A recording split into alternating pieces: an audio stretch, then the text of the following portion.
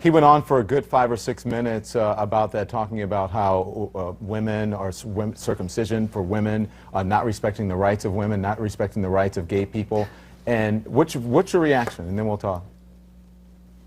Well, I like Bill Maher. I've been on his show a bunch of times. He's a comedian, but you know, frankly, when it comes to the topic of religion, he's not very sophisticated in the way that he thinks. I mean, the argument about the female genital mutilation being an Islamic problem is a perfect example of that. It's not an Islamic problem, it's an African problem. Well, wait, because he says it's a, hold on a second, Reza, because he says it's a Muslim country problem. He says that in Somalia... Yeah, but that's... Yeah, and that's actually empirically, factually incorrect. It's a Central African problem. Eritrea has almost 90% female genital mutilation. It's a Christian country. Ethiopia has 75% female genital mutilation. It's a Christian country. Nowhere else in the Muslim majority states is female genital mutilation an issue. But again, this is the problem, is that you make these facile arguments like that women are somehow mistreated in the Muslim world. Well, that's certainly true in many Muslim majority countries like Iran and Saudi Arabia. Do you know that Muslims have elected 7 women as their heads of states in those Muslim majority countries? How many women do we have as head of states in the United States? Reza, be honest, though, for the most part, it is not a free and open society for women in those states. Well, it's not in Iran, it's not in Saudi Arabia, it certainly is in Indonesia and Malaysia, it certainly is in Bangladesh, it certainly is in Turkey. I mean, again, this is the problem, is that you're talking about a religion of 1.5 billion people, and certainly it becomes very easy to just simply paint them all with a single brush by saying, well, in Saudi Arabia they can't drive, and so therefore that's somehow representative of Islam. It's representative of Saudi Arabia. But in Iran, they don't have... I mean, I think that Bill Maher's point is that these aren't extremists. We often talk about extremists and that we should crack down on extremists, and why aren't Muslims speaking out about extremists? In Saudi Arabia, when women can't vote and they can't drive and they need permission from their husband, that's not extremists. Why aren't we talking more about what... That's not extremist, that's commonplace. Why don't we talk more about the commonplace wrongs that are happening in some of these countries?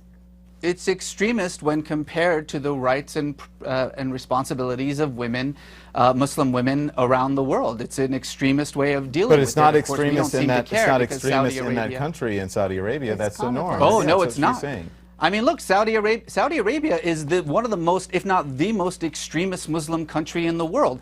In the month that we've been talking about ISIS and their terrible actions in Iraq and Syria, Saudi Arabia, our closest ally, has beheaded 19 people. Nobody seems to care about that because Saudi Arabia sort of preserves our national interests. Okay. You know, this is the problem, is that these kinds of conversations that we're having aren't really being had in any kind of legitimate way. We're not talking about women in the Muslim world.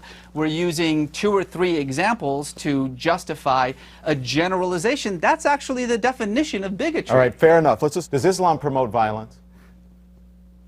Islam doesn't promote violence or peace. Islam is just a religion, and like every religion in the world, it depends on what you bring to it. If you're a violent person, your Islam, your Judaism, your Christianity, your Hinduism is going to be violent. There are marauding Buddhist monks in Myanmar slaughtering women and children.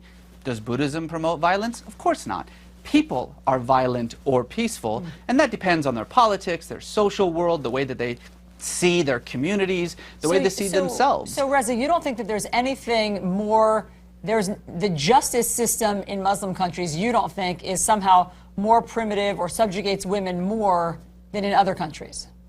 Did you hear what you just said? You said in Muslim countries. I just told you that Indonesia, women are absolutely 100% equal to men. In Turkey, they have had more female representatives, more female heads of state in Turkey than we have in the United States. But in Pakistan, stop saying things like Muslim countries. Women are still being stoned. And that's a problem for Pakistan. So in other words, I just want to be clear on what your point is, because I thought you and Bill Maher were saying the same thing. Your point is that Muslim countries are not to blame. There is nothing particular, there's no common thread in Muslim countries. You can't paint with a broad brush that somehow their justice system or Sharia law or what they're doing in terms of stoning and female mutilation is different than in other countries like Western countries.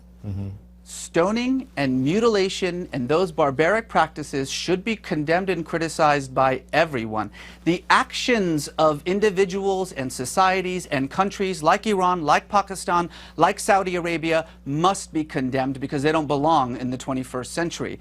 But to say Muslim countries as though Pakistan and Turkey are the same, as though Indonesia and Saudi Arabia are the same, as though somehow what is happening in the most extreme forms of these repressive countries, these autocratic countries, is representative of what's happening in every other Muslim country, is frankly, and I use this word seriously, stupid. Again, these kinds of oversimplifications, I think, only cause more danger. There is a very real problem. ISIS is a problem. Al-Qaeda is a problem.